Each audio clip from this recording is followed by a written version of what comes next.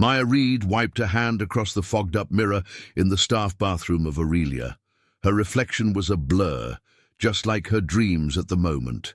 28 years old, 7 rejected portfolios in the last 3 months, and another email with the polite, "Thank you for your interest, but unfortunately." This time she'd had hope. The Vanguard Gallery seemed perfect for her experimental watercolors, which blended traditional Americana motifs with surreal urban elements. "Damn it," she whispered, as a tear traced a path down her cheek, leaving a streak of mascara in its wake. Same old story. Through the wall, she could hear the Friday night buzz of one of Chicago's most expensive restaurants. Guests were feasting on exquisite dishes prepared by Chef Thomas Keller, a 3-time James Beard Award winner. For them, it was just another evening, a business meeting, maybe an anniversary, perhaps an attempt to impress someone with the thickness of their wallet. For Maya, it was another day of pretending her entire life wasn't one giant fraud. "Maya, table 3 is waiting for dessert." Brenda's impatient voice called from the hallway. Brenda was the 60-year-old floor manager with a hairstyle inspired by the 80s and perpetually red nails. "Coming," Maya called back, quickly dabbing at her eyes. She glanced at her phone. 9:30, another 2.5 hours until her shift ended. 150 minutes of feigning pleasant smiles, listening to how unbelievably wonderful the chef's risotto was, and watching people spend more on one meal than she earned in 2 days. She straightened the white collar of her black uniform shirt, ran her fingers through her short brown hair, and took a deep breath. The show must go on. When she stepped out of the bathroom, the dining room's atmosphere was, as always, perfect. Dim lighting, soft classical music playing in the background, the gentle clink of silverware, and the low murmur of conversations. Aurelia specialized in modern American cuisine with international inspirations. Every dish was a small work of art, a fact whose irony was never lost on Maya. "Chocolate lava cake with a raspberry coulis and vanilla bean ice cream," she said with a professional smile, placing the desserts in front of a middle-aged couple at table 3. "Can I get you anything else?" The man, in a suit that cost at least $5,000, didn't even look at her, too absorbed in his latest model iPhone. His companion, wearing earrings that looked like a year's rent on Maya's apartment, smiled and shook her head. Maya moved to the next table, where a group of 4 businessmen was celebrating some deal. Loud laughter, expensive watches, loosened ties. A typical Friday. "The chef is recommending the lavender creme brulee tonight," she said, handing out the dessert menus. "Lavender," one of the men scoffed. "What's that perfume? Just get me a tiramisu and a good cognac." Maya nodded, ignoring his tone. In her head, she pictured her latest painting, titled Consumption, which depicted people with the faces of pigs, eating $100 bills. The visualization always helped her survive the most unpleasant interactions. "Of course," she replied with a smile. "I'll be right back with your order." At the bar, she met her friend and co-worker Zoe, a 25-year-old psychology student who paid her way through school as a bartender. "How's your admirer?" Zoe asked, mixing a cocktail with the skill of a seasoned pro. "Who?" Maya frowned, passing the order to the other bartender. "You know, the corporate guy who comes in every Friday and always sits in your section. The tall one looks like he needs a good night's sleep and a drink." "Oh, him," Maya shrugged. "He's not my admirer. He just prefers service without the fake smile. He told me that once when I asked if he enjoyed his meal." Right, Zoe grinned knowingly. "And the fact that he always asks for you is just a coincidence?" Maya rolled her eyes, but couldn't suppress a slight smile. It was true. For about 3 months, a certain man had been a regular fixture at Aurelia on Friday nights. Always alone, always with a laptop, always ordering the same thing. Steak, medium rare, with a side of seasonal vegetables and a glass of red wine. He wasn't overly talkative, but unlike most of the guests, he looked her in the eye when he ordered and always said thank you. A small thing, but in a world where she was often treated like part of the furniture, it was refreshing. "He's not here yet, though," Zoe noted, glancing at the clock, "and he's usually here by 7. "Maybe he has better things to do," Maya said, picking up a tray of desserts. "Not everyone spends their Friday nights in a restaurant." She returned to her duties, weaving between tables, clearing empty plates, advising on wine pairings, ignoring the occasional inappropriate comment, and maintaining her professional smile. The routine. Around 10:30, as the rush began to die down, the restaurant doors opened and he walked in, the man Zoe had mentioned. He was taller than average, about 6'1", with dark hair dusted with grey at the temples that added character to his features. He wore a navy suit that didn't scream its price tag but was clearly not off the rack. He looked tired, as he always did, but there was something else tonight, a tension, an irritation. Maya watched him loosen his tie as he entered and automatically led him to his usual table in the corner, one that overlooked the entire room but was set slightly apart from the main flow of traffic. "Good evening, Mr.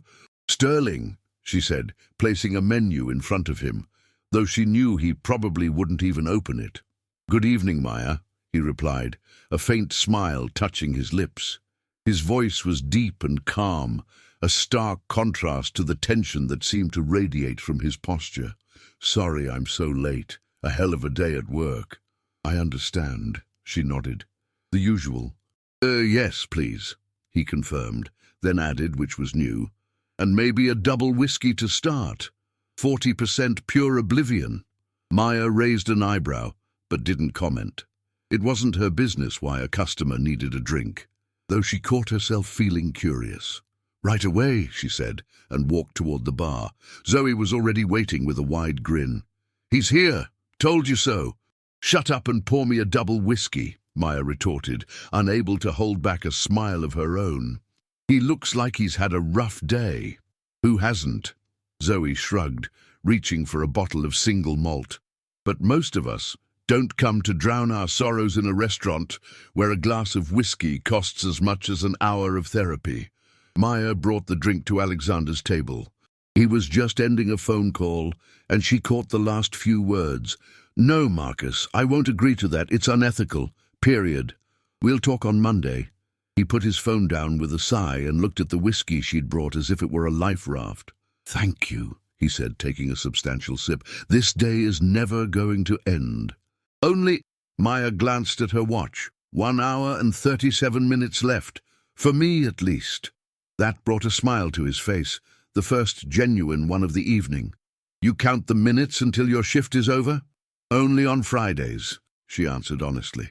"On other days, fewer customers are trying to prove their superiority with their wallets." She realized what she'd said and bit her lip. She shouldn't be talking like that to a guest, even if he was. What was he exactly? A regular? An acquaintance? Certainly not a friend. To her surprise, Alexander chuckled softly. "You've hit the nail on the head," he admitted. "That's why I like coming here late in the evening, less of an audience for people who feel the need to prove something." Before Maya could reply, a loud burst of laughter came from the far end of the room, followed by the sound of shattering glass. Someone had broken a wine glass. The group of businessmen she'd served earlier had clearly reached that stage of the evening where alcohol took complete control of their decision-making. "Excuse me, I have to—" She gestured toward the commotion. "Of course," he nodded with understanding. The next 45 minutes were a blur of cleaning up broken glass, trying to placate the drunk businessman, and apologizing to other guests for the disturbance. By the time the situation calmed down, after an intervention from the manager, who suggested he might have to call security, Maya was exhausted. She noted with relief that the restaurant was starting to empty out. She returned to Alexander's table to clear his empty steak plate. He was finishing his glass of wine, his laptop was closed, and a thoughtful expression was on his face.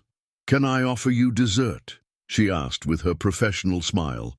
He looked up at her as if just noticing her presence, then shook his head. "No, thank you. Just the check, please." Of course, she nodded, taking the empty plate. When she returned with the bill, Alexander was looking out the window at the Chicago night. The city glittered with 1,000 lights, alive and pulsing even at this hour. "Here you are," she said, placing the check on a small silver tray. "Thank you." He slid his credit card into the terminal without even checking the amount. "Tough night, huh?" "I've had worse," she answered diplomatically, though a warning light was flashing in her head. A businessman trying to strike up a conversation after a few drinks? She knew this script all too well. "Have you been working here long?" he asked, signing the receipt and adding a tip that she noticed out of the corner of her eye was well over 20%. "Almost 2 years," she replied, wondering where this was going. "And you still put up with all these—" He trailed off, searching for the right word. "Assholes?" she suggested before she could stop herself. To her surprise, Alexander laughed out loud. It was a genuine laugh that completely transformed his face, suddenly making him look younger and more approachable. "Exactly," he agreed, standing up and putting on his jacket. "Well, thank you for another pleasant evening despite everything. See you next Friday." "Good night, Mr. Sterling," she replied with a slight nod. She watched him walk out of the restaurant with the confident stride of a man used to taking up space. As the door closed behind him, she caught herself thinking that she was actually looking forward to next Friday. The restaurant slowly emptied. By 11:45, the last guests had left, and the staff began the closing routine. Maya started tallying the receipts from her tables while Zoe closed down the bar. "So?" Zoe asked, walking over with a sly smile. "Did you two talk?" It was normal, like a waitress and a customer. Maya shrugged, not looking up from her bills. Sure. Zoe leaned against the counter. "And do you know who he actually is? A guy who likes his steak medium rare and tips well."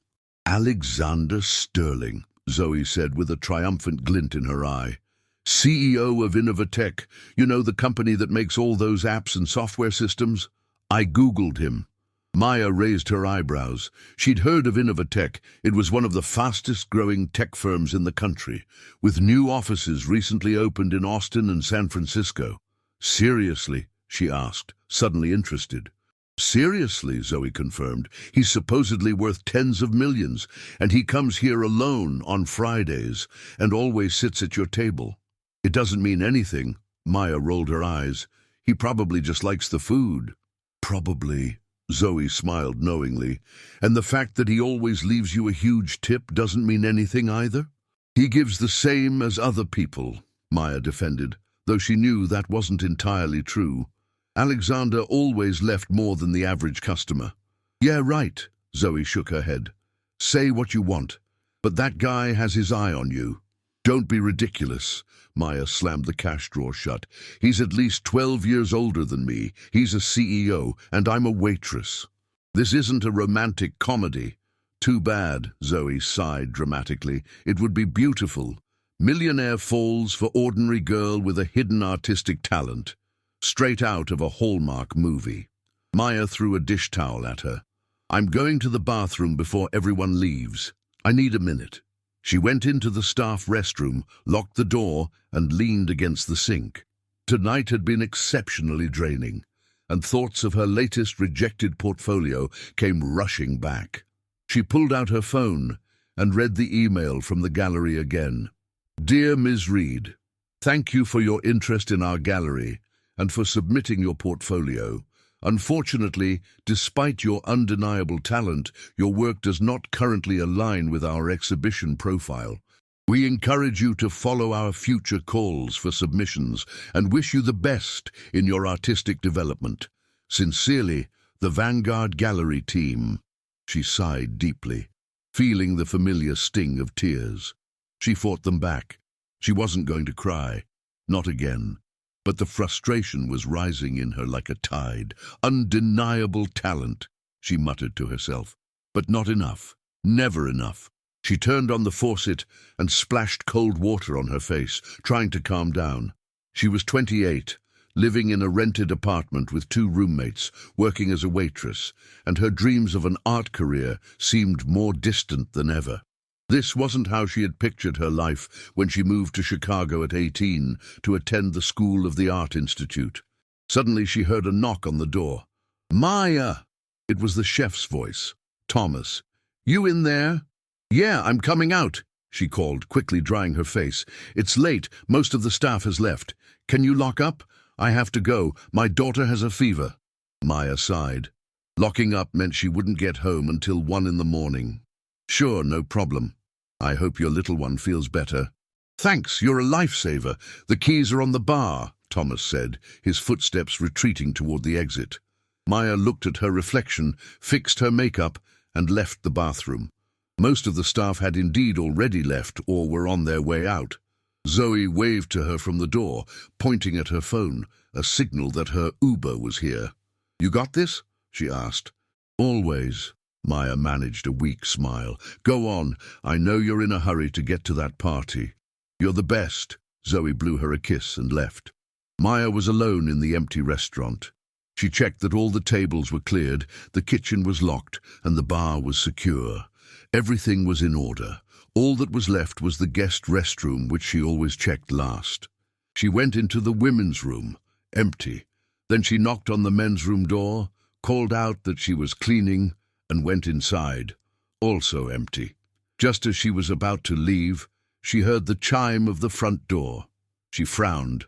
The restaurant had been officially closed for almost an hour. She walked out of the restroom and headed toward the main dining room. "I'm sorry, but we're closed for the—" She started, but stopped short when she saw who was standing by the entrance. Alexander Sterling, in a suit that now looked rumpled after a long day, was looking around the empty restaurant with visible confusion. "Mr. Sterling?" she asked, surprised. "I'm sorry, but we've already closed." He looked at her, equally surprised to see her. "Maya?" "I'm so sorry, I left my wallet," he explained. "I didn't realize it until I got to my car. I thought someone might still be here." "It's just me," she replied, walking over to the table where he had been sitting. "I'll check if it's here." She looked around, under the table and on the chair. There was no sign of a wallet. "I don't see it," she said, straightening up. "Maybe in the restroom." "Were you in there before you left?" Alexander frowned, clearly trying to remember. "Yes, actually. I'm sorry for the trouble." "No trouble at all. I'll check," she replied, heading toward the men's restroom. She opened the door and looked around. On the counter by the sink sat a black leather wallet. She picked it up and returned to the dining room. "Here it is," she said, handing it to him. "Thank you so much." Alexander breathed a visible sigh of relief. "There's not much cash in it, but the IDs, the cards, it would have been a huge hassle." "I understand." She smiled faintly. An awkward silence fell between them. Maya was standing across from one of Chicago's wealthiest men, in an empty restaurant, at midnight on her Friday night. "Well, I'll get going," Alexander finally said. "Thanks again, and I'm sorry for the trouble." "It was no problem," she replied. "Good night." She watched him walk to the door. Just as he was about to leave, he turned around suddenly. "I'm sorry, but are you okay?" he asked, looking at her more closely. Maya blinked, surprised by the question. "Yes, why do you ask?" "You have—" He pointed to his own face near his eyes. Maya touched her cheek and realized her mascara must have smudged when she was crying in the bathroom. She felt her face flush. "Oh, it's nothing," she said quickly. "Long day, you know." "I understand." Alexander nodded, but he didn't move. He seemed to be wrestling with something internally. "Listen," he said, his tone shifting to something more personal, which surprised Maya even more. "I know it's none of my business, but if you need to talk, sometimes it's easier to open up to a stranger." Maya stared at him, unsure how to respond. Part of her wanted to politely decline and end this strange situation. But another part, the part that was tired of pretending everything was fine, just wanted to sit down and cry in front of anyone, even if it was a rich businessman who left her good tips. "It was just a tough day," she said finally. "I got another rejection from a gallery today. I'm trying to be an artist without much success." Alexander seemed genuinely interested. "An artist?" What kind of art do you create? Mostly painting, she answered, wondering why on earth she was telling him this. Watercolors, acrylics, sometimes mixed media. Alexander nodded as if he were truly considering it. You know, I have a friend who runs a small gallery in Lincoln Park. Maybe I could— No, Maya cut him off, her tone sharper than she intended. I'm sorry, but I don't need anyone's charity. Alexander looked taken aback by her reaction, then embarrassed by his own suggestion. Of course I'm sorry. That was inappropriate, he said quickly. I didn't mean to offend you. Maya sighed, feeling guilty for her sharp response. No, I'm sorry. That was rude. It's just, I want my art to be appreciated for what it is, not because someone pulled some strings for me.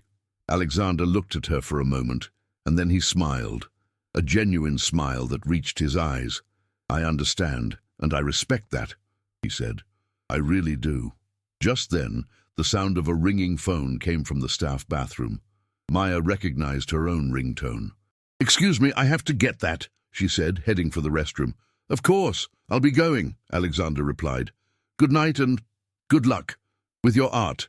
Thank you, Maya said, then rushed into the bathroom. She grabbed her phone from the counter. It was her roommate, Chloe. Hello? Maya, where are you? Chloe's voice was tense. We're flooded. A pipe burst in the bathroom and it's a disaster. We need you here. What? Maya felt the blood drain from her face. I'm on my way. Give me 20 minutes. She hung up and ran out of the bathroom, only to run straight into Alexander, who apparently hadn't left yet. What happened? He asked, seeing the panic on her face. A pipe burst in my apartment. I have to go now, she explained, frantically searching for the restaurant keys. I can give you a ride, he offered without hesitation. What? No, thank you. I'll get an Uber, she replied, finally finding the keys. At this time on a Friday? You'll be waiting at least 15 minutes, he said practically. My car is parked right out front, it's no problem. Maya hesitated.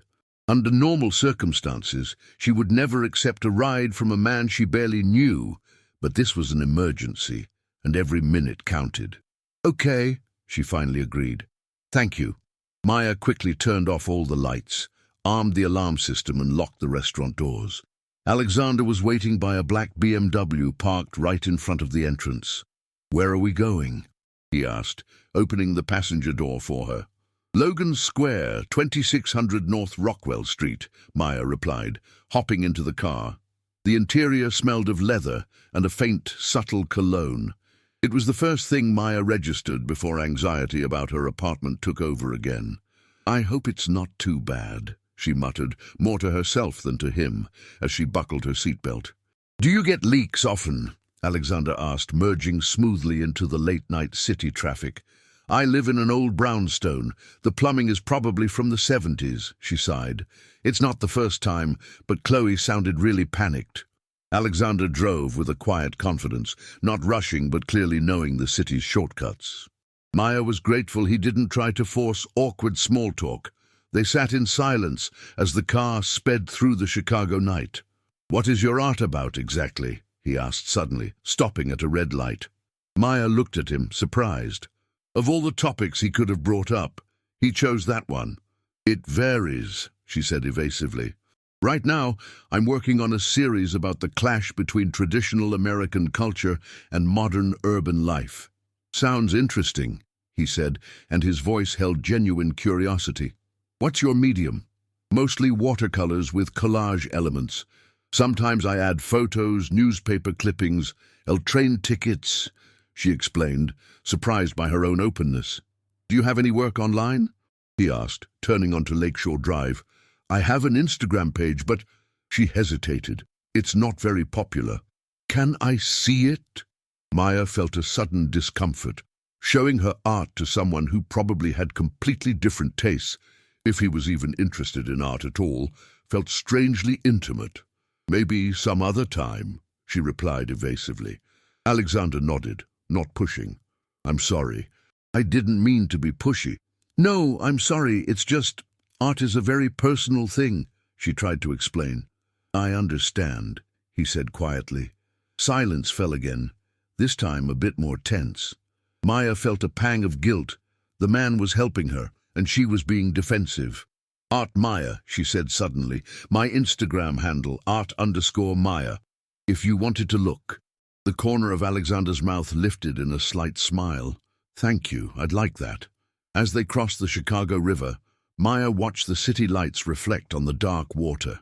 The scene reminded her of one of her paintings, titled Night Reflections, where she depicted the downtown skyline mirrored in the river, but instead of modern skyscrapers, the water reflected the silhouettes of old brick buildings that once stood in their place. We're almost there, Alexander said, pulling her from her thoughts. A few minutes later, they turned onto Rockwell Street. The old pre-war brownstone where Maya lived looked the same as always from the outside, no visible signs of catastrophe. This is it, Maya said as they pulled up in front of number 2600. Do you want me to wait? Alexander asked. In case you need help. Maya hesitated. On one hand, the offer was kind. On the other, inviting the CEO of a major tech company whom she barely knew into her modest apartment felt wrong? Awkward? She wasn't sure. Before she could answer, Chloe ran out of the building, a tall blonde in sweats, her hair thrown into a messy bun. Maya, finally, she called, running to the car. She stopped short when she saw the luxury BMW and the elegant man behind the wheel. Oh, hi? Hello, Alexander replied with a polite nod. Chloe, this is Alexander, a customer from the restaurant, Maya explained quickly, getting out of the car. He gave me a ride because I couldn't get an Uber. Alexander, this is Chloe, my roommate. Nice to meet you, Alexander said, then turned to Maya. So, should I wait?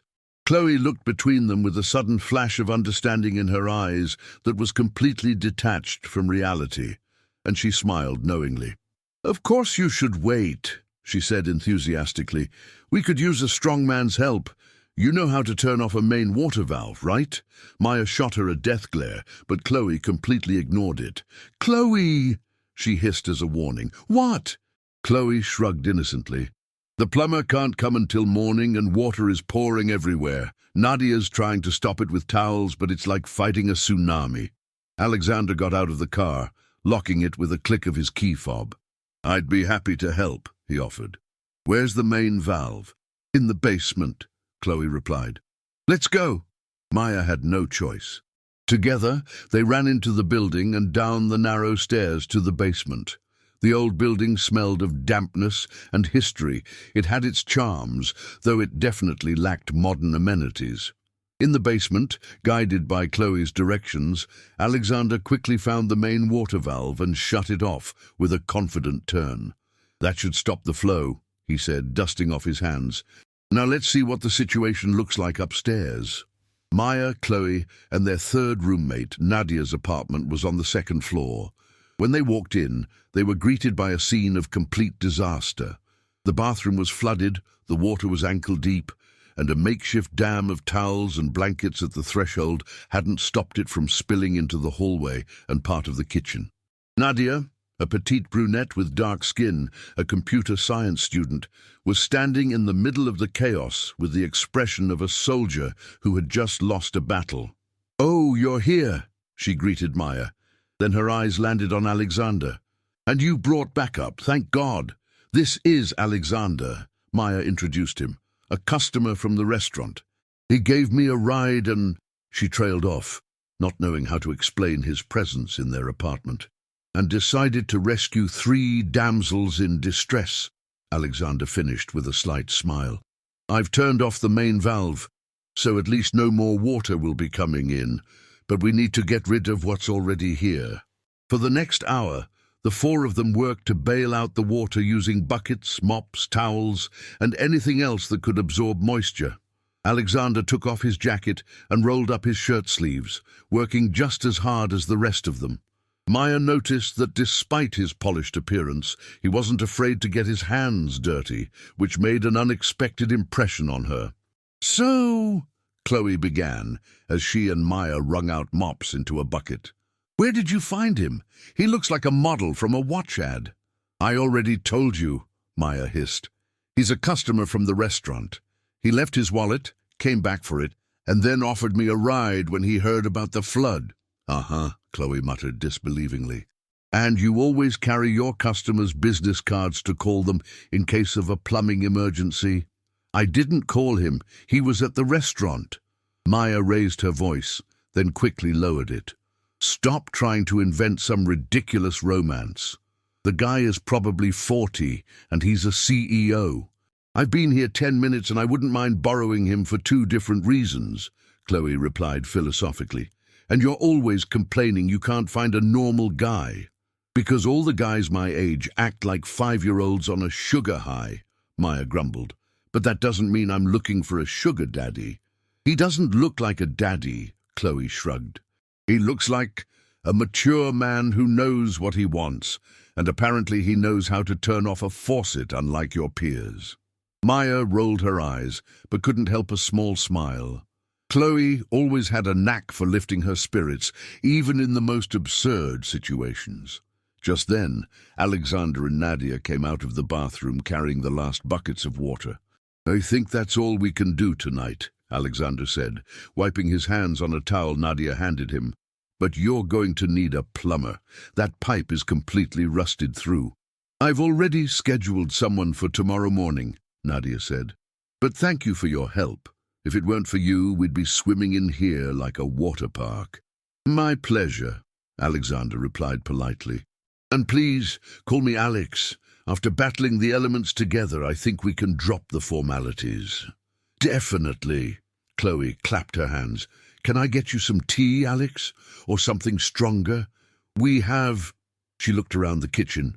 "Peppermint, raspberry, and I think rum-flavored." "Chloe," Maya hissed a warning. "It's late and Alex surely wants to go home." "It is very late," Alex agreed, glancing at his watch. "It was almost 2 in the morning. I should get going, but thank you for the offer, Chloe." "Next time," Chloe replied with a broad smile, ignoring Maya's murderous glare. "I'll walk you out," Maya offered quickly, wanting to avoid any more embarrassing comments from her roommate. She and Alex walked out to the stairwell. As they reached the ground floor, Maya suddenly felt awkward. How do you thank someone who not only gave you a ride home, but also spent an hour bailing water out of your flooded bathroom? "Thank you," she said finally. "Really, you didn't have to do that." "No problem," he replied with a slight smile. "I have to admit it was an unusual Friday night." "I hope I didn't ruin your suit," she added, noticing the wet spots on his pants. "It's just clothes," he shrugged. "It could have been worse. We could have had a flood at the restaurant." Maya laughed softly. "Still, I'm sorry about my roommates. They're a bit direct," he suggested with amusement in his eyes. "To put it mildly," Maya sighed. They stood in silence for a moment, as if neither of them knew how to end this strange night. "Well, I should go," Alex finally said. "Art Maya, right? On Instagram?" Maya felt her cheeks flush. "Yes, but you really don't have to." "I want to," he interrupted her gently. "I'm curious about your work." "Okay." She nodded, not knowing what else to say. "Good night, Maya," he said, opening the front door. "Good night, Alex," she replied quietly, "and thanks again." She watched for a moment as he got into his car and drove away, then headed back upstairs, mentally preparing for the interrogation that was undoubtedly waiting for her in the apartment. As she predicted, the moment she walked through the door, Chloe and Nadia descended on her like 2 predators stalking their prey. "Okay, spill," Chloe demanded, crossing her arms. "Who is he, and why have you never mentioned him?" "Because there's nothing to mention," Maya sighed, sinking onto the couch, which had thankfully been spared from the flood. "He's just a customer from the restaurant." "A customer who gives you a ride home at midnight and then spends an hour mopping our bathroom floor?" Nadia raised a skeptical eyebrow. "Sorry, but I'm not buying it." "It's the truth," Maya insisted. "He comes in every Friday, always orders the same thing, always sits in my section. That's it. Tonight he left his wallet, came back for it, and I happened to be closing up. Then you called," she pointed at Chloe, "and told me about the flood, and he offered a ride because it's hard to get an Uber at that hour. And you agreed to get in a car with a man you barely know. asked Nadia, who was always the most cautious of the three. "That's not like you." Maya shrugged. "It was an emergency. Besides, he doesn't seem dangerous." "Dangerous?" Chloe scoffed. "He looks like Prince Charming, except instead of a white horse, he has a black BMW. And instead of 20, he's 40, Maya added dryly. 39, Chloe corrected her. "I Googled him while you two were cleaning the bathroom. Alexander Sterling, CEO of Innovatech. Single, no kids, on Forbes' list of the 30 most influential business leaders in America. His company is worth something like $700 million. You Googled him." Maya couldn't believe her friend's audacity. "Didn't you?" Chloe raised her eyebrows. "It's basic research, especially when a hot millionaire suddenly shows up in your apartment." "This isn't..." Maya sighed, giving up. "Never mind, it was a one-time thing. I'll probably never see him again outside the restaurant." "Too bad," Nadia mumbled. "He seems nice, and he wasn't afraid to get his hands dirty helping us. That's a rare quality in someone in his position." "Exactly," Chloe agreed enthusiastically. "Plus, he asked for your Instagram. That means something." "It means nothing," Maya shook her head. "He was just being polite. I mentioned I paint, so he probably asked out of courtesy." Sure, Chloe rolled her eyes. "And tomorrow I'm going vegan." Nadia giggled, and Maya sighed deeply. "I'm going to bed," she announced, getting up from the couch. "The plumber is coming at 8 tomorrow morning, and I need to be functional." "Good night," her roommates said in unison. Maya went into her room, the smallest of the 3 bedrooms, but the only one with a direct view of the street. It was one of the reasons she'd chosen it. She found inspiration in the view from her window, which changed with the time of day and the season. Despite her exhaustion, she knew she wouldn't fall asleep right away. Too many thoughts were swirling in her head. She reached for her phone and, before she could stop herself, opened Instagram. She checked her notifications.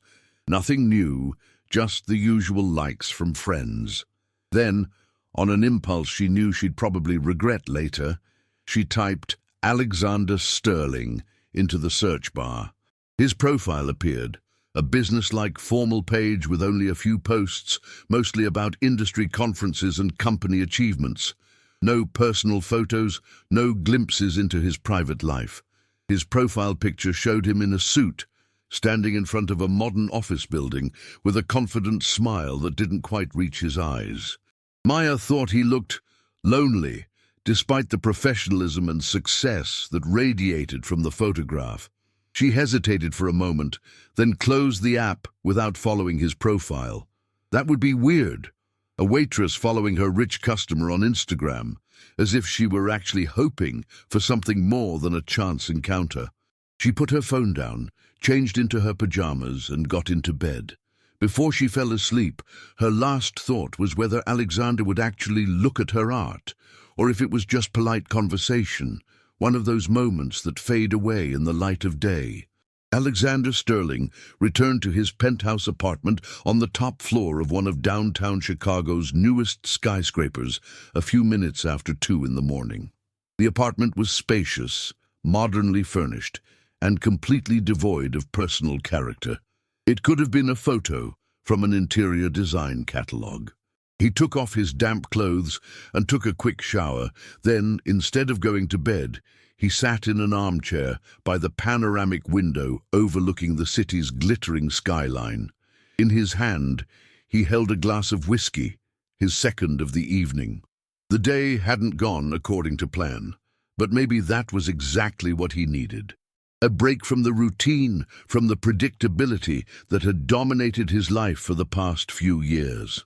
He reached for his phone and opened Instagram, an app he barely used outside of his company's account.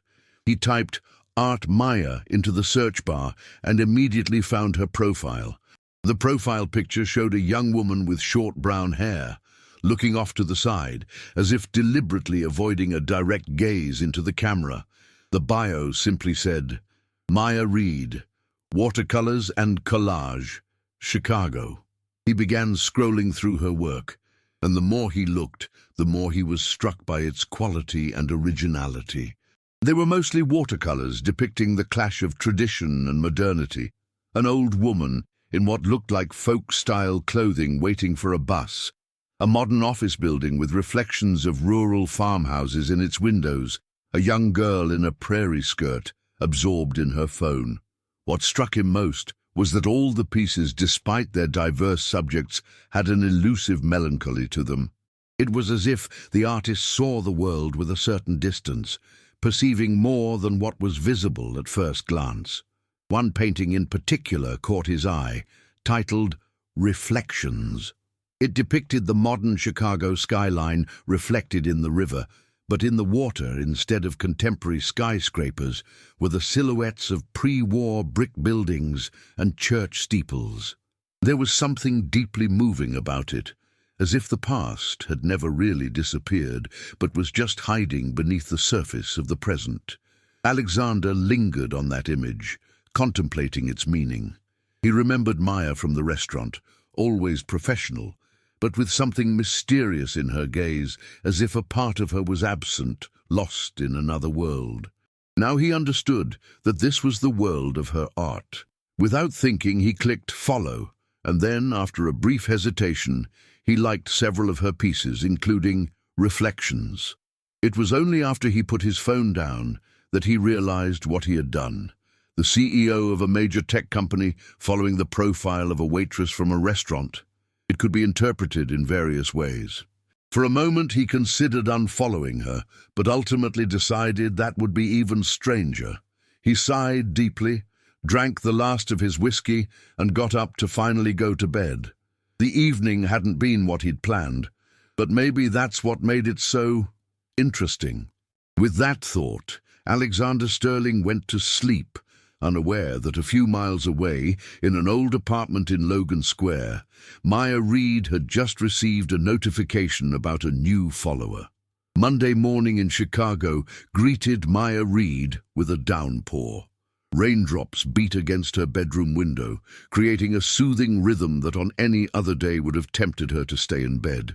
But the plumber was just finishing up in the bathroom, and she had to get to the new perspective gallery before noon. While scrolling through her phone at breakfast, she noticed the Instagram notification she had missed the night before. Alexander Sterling started following you. Her heart beat a little faster, so he really had looked at her profile. What's more, he'd liked several of her pieces, including Reflections, one of the paintings she was most proud of. Someone has a new fan, Chloe said, peering over her shoulder, and not just any fan. It's just politeness, Maya mumbled, quickly putting her phone away. Probably just being nice. Sure, Chloe laughed. Multi-millionaires are always politely scrolling through waitresses' Instagrams at 2 in the morning.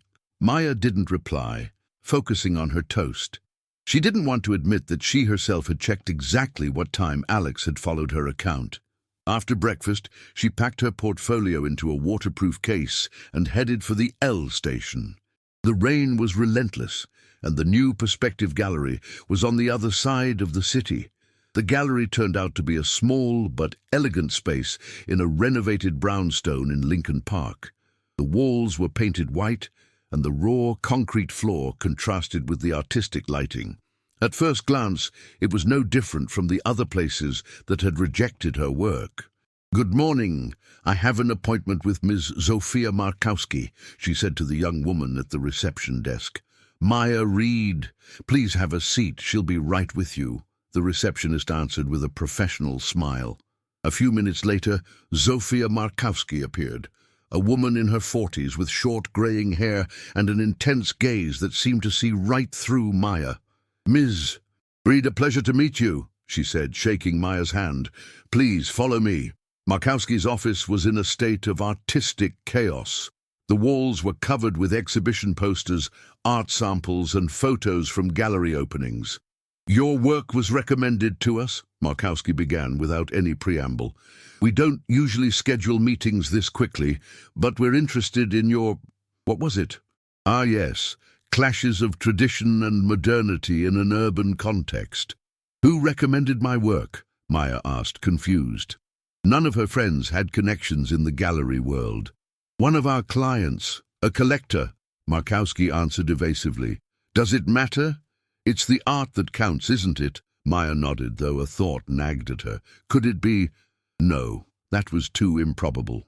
Alex had only been following her profile for a little over a day.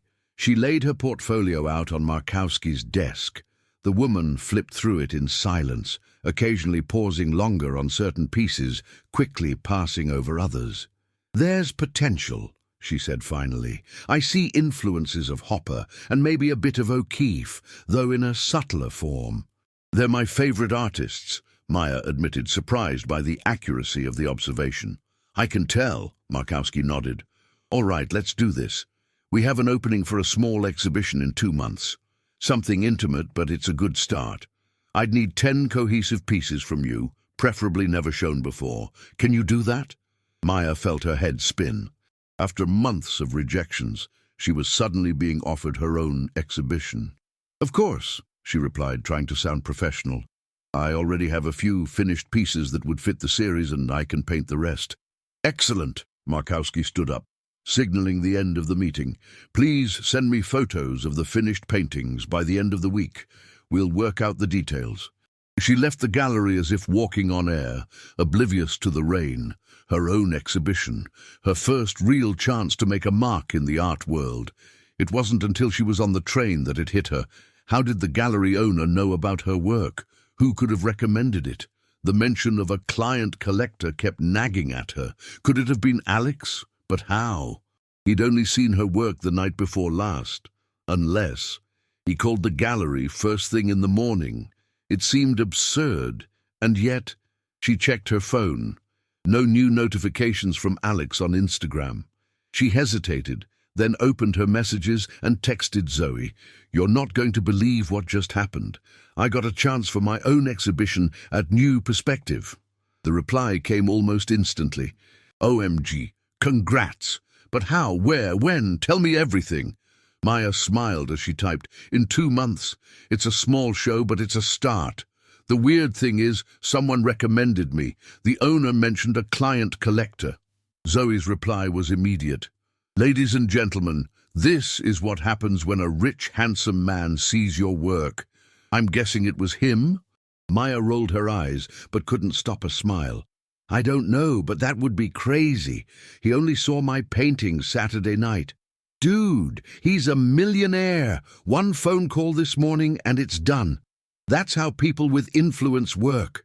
Maya thought about it for a moment. It could explain why the gallery was suddenly so interested in her, but on the other hand, why would Alex do that? They barely knew each other. Even if it was, it's weird. Why would he help me? Zoe's reply was instant. Because you're talented and beautiful? And maybe he genuinely liked your work. Some people just help others, you know. Maya wasn't convinced. In her experience, people rarely did things for nothing, especially for people they hardly knew. Nadia, who was working from home that day, was waiting for her at the apartment. What happened? She asked, seeing Maya's beaming face. You look like you won the lottery. Almost. Maya threw her portfolio on the table. I'm going to have an exhibition at New Perspective. Wow, congratulations. Nadia hugged her warmly. When? How did it happen? Maya told her about the meeting and the mysterious recommendation. Do you think it could have been him? She asked finally, sitting down at the kitchen table. Alex? Nadia thought for a moment. It's possible. He has the resources and connections. But the question is, why would he do it? Exactly! Maya threw her hands up. It makes no sense. We barely know each other.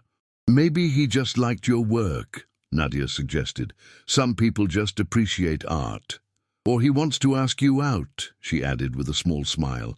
And this is a pretty original way to make an impression. Impossible, Maya shook her head. A guy like him could have anyone. Why would he be interested in a waitress? Because you're smart, talented, and beautiful. Nadia raised an eyebrow.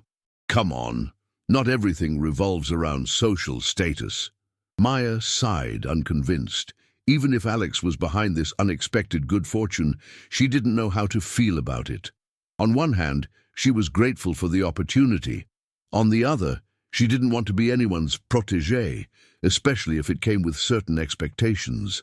Either way, you need to create some new paintings, right? Nadia asked, changing the subject. Yes, I need 10 pieces for the exhibition, Maya replied, grateful for the change of topic. I already have 4 that would fit the series. I need to paint 6 more. Then you'd better get to work. Nadia smiled broadly. You can deal with your mysterious benefactor later. Alexander Sterling sat in his office on the 32nd floor of a skyscraper in the Loop, reviewing financial reports. Innovatech was finalizing the acquisition of a smaller software company, which was absorbing most of his attention, or at least it should have been. Instead, his thoughts kept drifting back to the weekend and his unexpected encounter with Maya. Her art had impressed him. It had something authentic, raw, yet deeply thoughtful about it. He couldn't understand why someone with her talent was still facing rejection. That's why, in the morning, before coming to the office, he had made a phone call. He knew Zofia Markowski from a few business events. He had once bought a painting from her gallery for the company. He didn't ask for much, just for her to take a look at a young artist's portfolio. The rest was up to her. He wondered if Maya would figure out his involvement. She probably would. She was sharp. The question was, how would she feel about it? In his experience, people usually reacted in one of 2 ways to such help, either with gratitude or with resentment, seeing it as a form of paternalism or, worse, an attempt to buy their favor. He wasn't sure which reaction would be worse. A knock on the door pulled him from his thoughts. Come in, he said, closing the folder of reports. Marcus Vance, Innovatech's 30-something CFO and a friend of Alex's since college, walked in. Got a minute? He asked, sitting down across from him. Always for you, Alex replied, leaning back in his chair. What's up? The question is, what's up with you? Marcus studied him. You've been distracted all morning. Something wrong with the Sistema acquisition? No, everything's on track. Alex shook his head. I just had an unusual weekend. Unusual? Marcus raised an eyebrow with interest. You, Mr. My Life is a Spreadsheet? What happened? Did you take up extreme sports? Alex smiled faintly. Not quite. More like I met someone. Marcus sat up straight, his eyes widening in surprise. You met someone? What do you mean, met someone? As in, a woman? Yes, a woman, Alex rolled his eyes. Don't look so shocked, it's not that unbelievable. For you, Marcus laughed shortly. A guy who hasn't been on a real date in... How long has it been? 2 years? Forgive me, but it is unbelievable. Where did you meet her? Alex hesitated. How could he explain the whole situation with the restaurant, the forgotten wallet, and the flood in her apartment? At Aurelia, he said finally. That restaurant you go to every Friday? Marcus frowned. Wait, is it one of the waitresses? The one who always serves you? How do you know? Alex asked, surprised. Dude, I've been there with you twice. Marcus shook his head.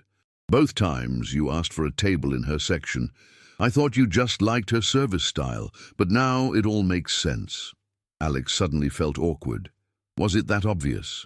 It's not like that, he protested. She's just different from the rest of the staff. She doesn't have that fake smile and empty platitudes. Marcus mumbled with an amused smile. And that's the only reason you've been going there like clockwork for months? Give me a break, Alex sighed. I don't even know her that well. But you'd like to, right? Marcus leaned forward, resting his elbows on the desk. What is it about her? Alex thought for a moment. What was it that drew him to Maya? Her honesty, her talent, or maybe just the fact that she seemed to see him as a person, not as the CEO of a multi-million-dollar company. She's authentic, he said finally, and talented. She's an artist. An artist? Marcus raised an eyebrow. So what, she paints? Sculpts? She paints, mostly watercolors and collages, Alex answered. She has an incredible style. I saw her work this weekend. Wait, Marcus held up a hand. You were at her place. It's complicated, Alex sighed, then briefly recounted the events of Friday night. When he finished, Marcus was looking at him with a mix of amusement and disbelief. So, to summarize, he began, counting on his fingers, you went back to the restaurant after it closed, offered her a ride home, helped clean up her flooded apartment, and then called a gallery owner you know to help her with her career. All in one night. It sounds weird when you put it like that, Alex admitted. Weird? Marcus laughed. Dude, it sounds like the plot of a romantic comedy. Rich businessman falls for waitress artist. Hollywood is calling. I'm not falling in love, Alex protested. I like her and her art. Sure, Marcus shook his head with a smile. And that call to the gallery was pure philanthropy, right? Nothing to do with the fact that she's pretty? She's talented, Alex insisted. Her work deserves to be seen. So what now? Marcus asked, suddenly serious. Do you have a plan? A plan? Alex frowned. No plan. We'll see what happens. So what? You're just going to show up at the restaurant on Friday like usual and pretend nothing happened? Alex didn't answer right away. He hadn't actually thought about how he should act the next time he saw Maya. I don't know, he admitted finally. Maybe I should give her some space. I don't want her to think that you what? Marcus pressed. That you're interested in her, because clearly you are. It's not that simple, Alex sighed. I'm her customer. She's a waitress. She's younger than me by, 10 years, Marcus interrupted. So what? You're both adults. Besides, I've seen her. She doesn't look like a teenager. How old is she? 27, 28? 28, Alex muttered. See, Marcus threw his hands up. A completely grown woman. Stop making excuses and just ask her out for coffee. I'm not making excuses, Alex protested. I don't want her to think I'm trying to use the difference in our status or something like that. Marcus sighed deeply, as if dealing with a particularly stubborn student. Alex, listen, not every woman sees you as just a wallet, you know. Maybe she just likes you as a person. Crazy concept, I know. Alex remained silent, considering his friend's words. The problem was, after years of being Alexander Sterling, CEO of Innovatech, sometimes he himself forgot who he was outside of that role. All right, enough of this teenage angst. Marcus clapped his hands, standing up. We have a company to run. Board meeting in 5 minutes, remember? Of course. Alex stood up too, gathering his documents. Thanks for the consultation. That's what friends are for. Marcus patted him on the shoulder. Just invite me to the wedding, okay? Get out of here, Alex laughed, pushing him out of the office. When the door closed behind him, Alex looked at the phone lying on his desk. Maybe Marcus was right. Maybe he should just ask her out for coffee, like a normal person, instead of dancing around the subject. On the other hand, if she figured out his role in the exhibition, would she see the invitation as an attempt to buy her attention? He sighed deeply, putting the phone down. Complicated. Everything was complicated lately. Friday night at Aurelia was exceptionally busy. Maya moved between tables, trying to hide her exhaustion behind a professional smile.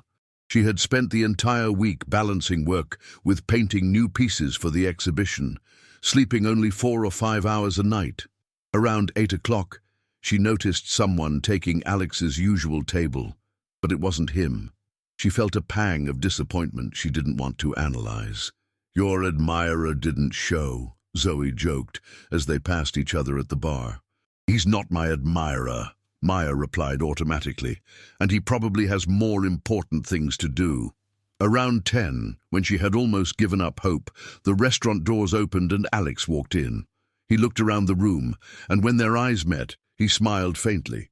He was dressed more casually than usual, in a navy sweater and dark pants instead of his typical suit.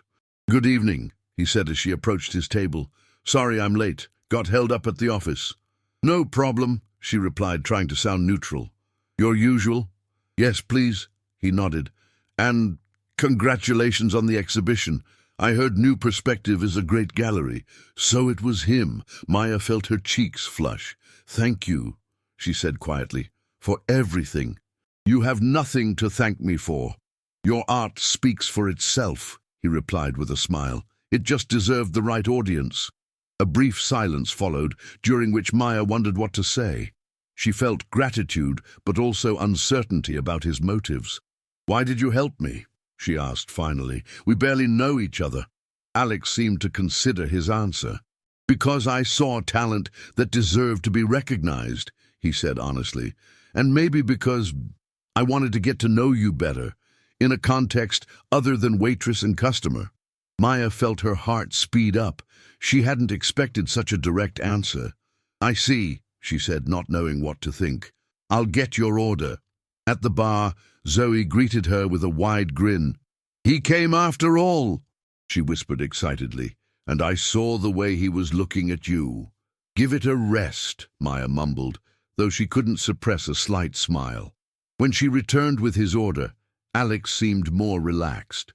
"I wanted to ask you something," he said, as she placed his wine glass on the table. "Would you be open to getting coffee or a drink? In a non-professional context?" Maya hesitated. Part of her wanted to say yes immediately, but another part was cautious. "I don't want you to think I expect anything in return for helping with the gallery," he added quickly, as if reading her mind. Those were two separate decisions. "Okay," she finally agreed. "Coffee sounds nice." "Great." His face lit up with a smile. "When are you free?" "Sunday," she replied. "In the morning." "Sunday morning. Perfect. Do you know the coffee shop Relax near Lincoln Park?" "Yes, I pass by there sometimes," she admitted. "Would 9 in the morning work for you?" "Perfect," she replied with a small smile. The rest of the evening passed in a strangely pleasant tension. Whenever she walked past his table, she felt his gaze on her. Not intrusive, but definitely interested. When he paid the bill, their fingers brushed against each other, sending an unexpected shiver through her. "See you Sunday," he said as he left. "See you Sunday," she replied quietly. On Sunday morning, Maya stood in front of her mirror, changing her outfit for the 5th time. She felt ridiculous, like a teenager before her first date. "Just pick something," Chloe laughed, leaning against the doorframe. "You look great in everything." Maya finally settled on a simple but elegant combination: a navy knee-length dress, a leather jacket, and ankle boots. She looked chic, but not overly formal. The Relax coffee shop was located in a historic brownstone. The cozy interior was filled with the aroma of freshly ground coffee and homemade pastries. Alex was already waiting at a table by the window, looking at his phone. "Good morning," she said, sitting down across from him. He looked up and smiled, his face visibly relaxing. "Good morning," he replied. "You look beautiful." "Thank you." She felt her cheeks flush. "You don't look so bad yourself." And it was true. In a cream-colored sweater and jeans, he looked younger and more approachable than in his business suits. The conversation was awkward at first, as it often is between people who only know each other superficially. But by the second cup of coffee, the ice began to melt.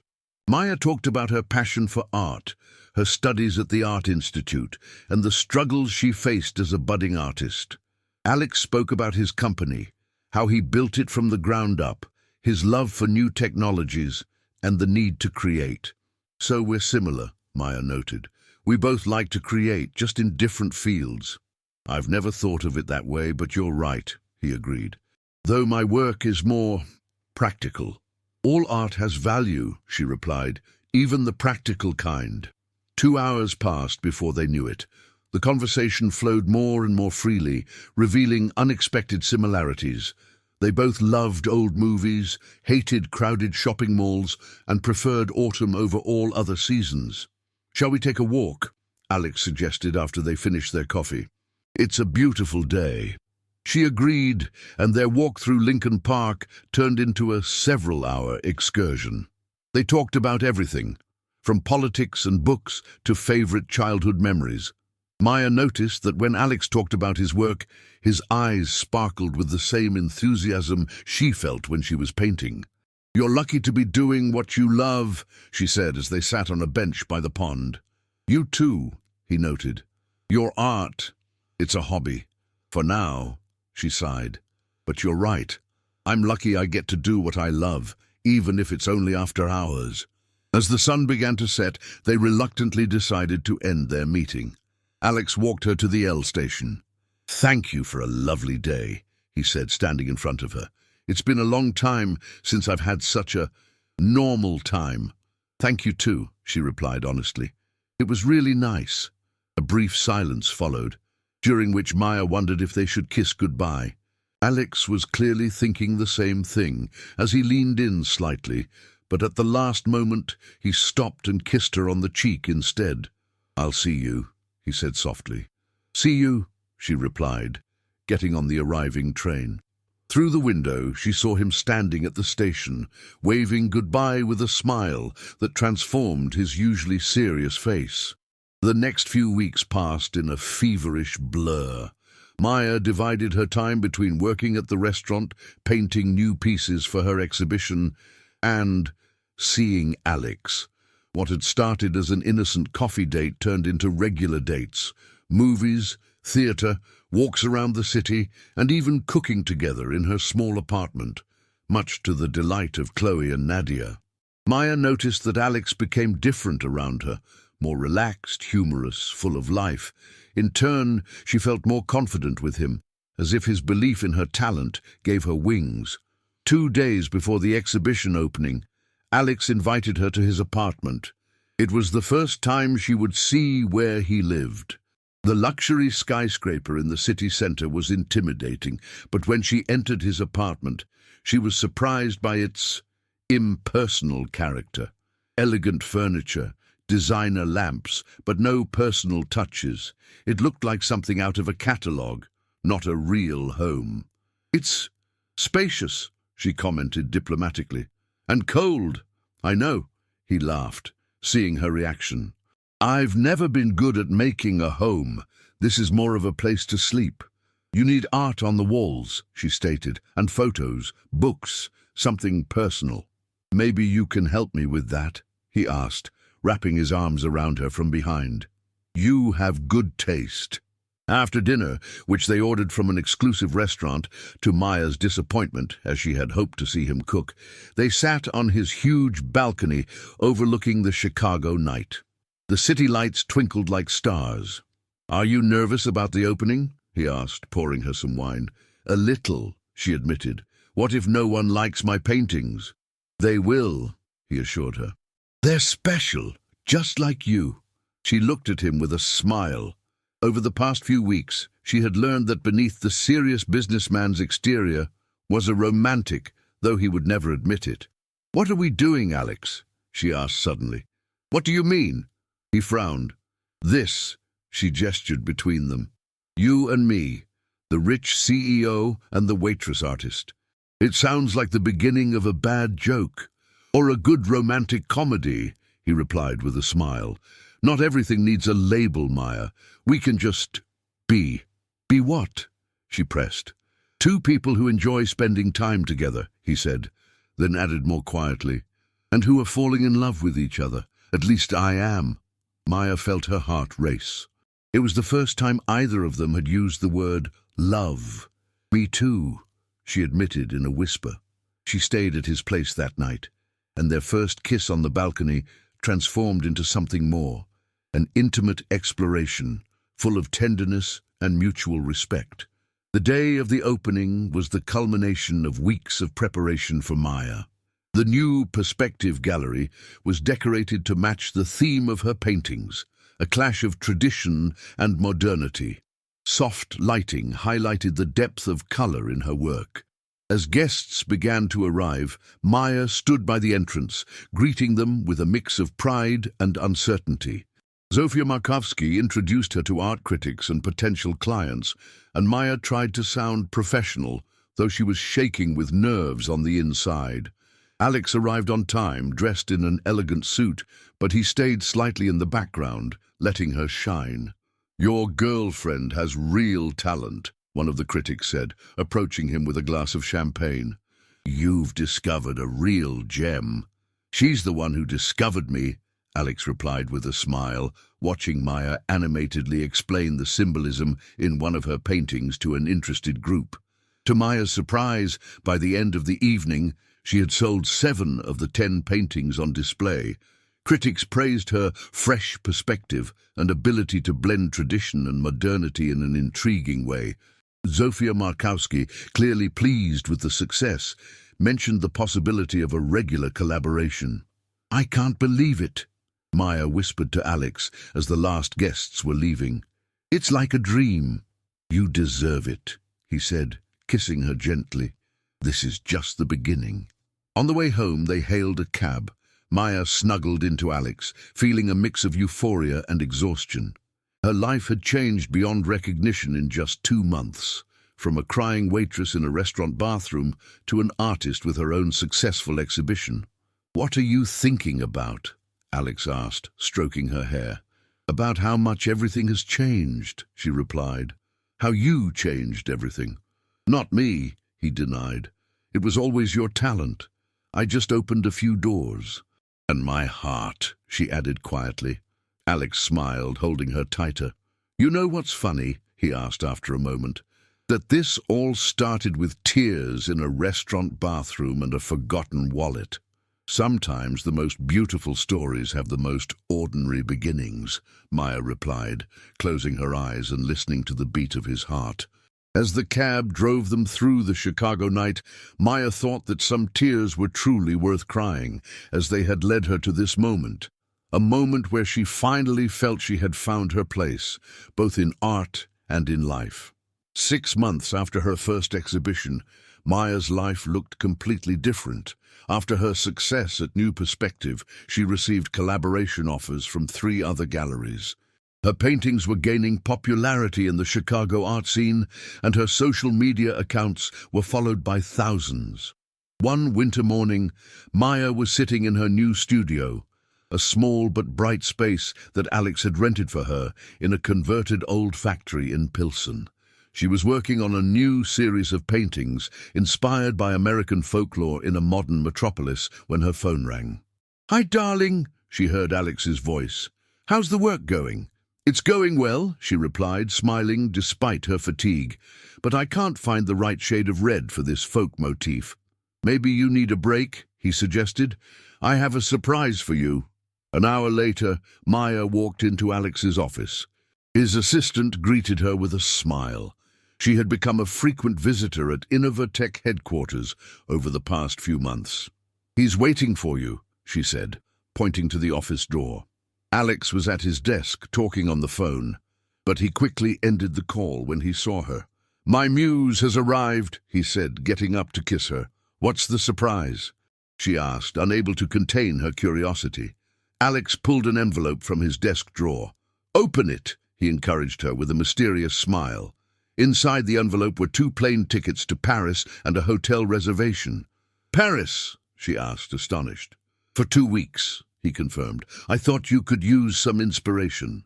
Besides," he hesitated, "there's someone there who would very much like to meet you." "Who?" She frowned. "Jean-Pierre Lemaire," he replied, watching her reaction. "The curator of the Galerie d'Art Moderne." Maya felt her heart race. The Galerie d'Art Moderne was one of the most prestigious exhibition spaces in Europe. "You're kidding," she whispered. "He saw your work online," Alex explained, "and he's interested in featuring it in the New Talents of Europe section." Maya threw her arms around his neck, unable to contain her joy, but then she pulled back, a shadow of uncertainty on her face. "You arranged this, didn't you?" she asked quietly. "You pulled strings again." Alex sighed. "I showed him your work," he admitted, "but the decision was his alone. He said your style is, how did he put it, a fresh breeze from America with a note of nostalgia and modernity." Maya didn't know what to think. On one hand, she was grateful for every opportunity to advance her career. On the other, the growing feeling that she owed everything to Alex and not her own talent was beginning to weigh on her. "Something wrong?" he asked, seeing her hesitation. "I don't know if I should," she began, searching for the right words. "I feel like I owe everything to you, not to myself." Alex frowned. "It's your talent, Maya. I just opened doors. Every success is your own achievement. But how many of those doors would have opened without you?" she asked directly. Silence fell. They both knew it was a difficult question. Fewer, Alex admitted finally. But they would have opened. Maybe later, maybe differently, but your talent is undeniable. Sometimes I wonder, she said quietly, if people buy my paintings because they like them, or because I'm Alexander Sterling's girlfriend. That's unfair, he replied, clearly hurt. To you and to me. Maya knew he was right, but she couldn't shake the doubts. In the art community, there were whispers about her being a millionaire's protégé, which cast a shadow on her achievements. I'm sorry, she sighed. It's just, I want to know that I deserve all of this. Alex walked over to her and took her face in his hands. You deserve this and so much more, he said firmly, and if you need to prove it to yourself and others, then go to Paris alone. Meet Le Maire, show him your work, but don't mention me. See how he reacts. You'd really let me go alone? She asked, surprised. Of course, he replied without hesitation. I trust you and I believe in you. And if you need this to believe in yourself, then I'm willing to wait. Maya felt a lump form in her throat.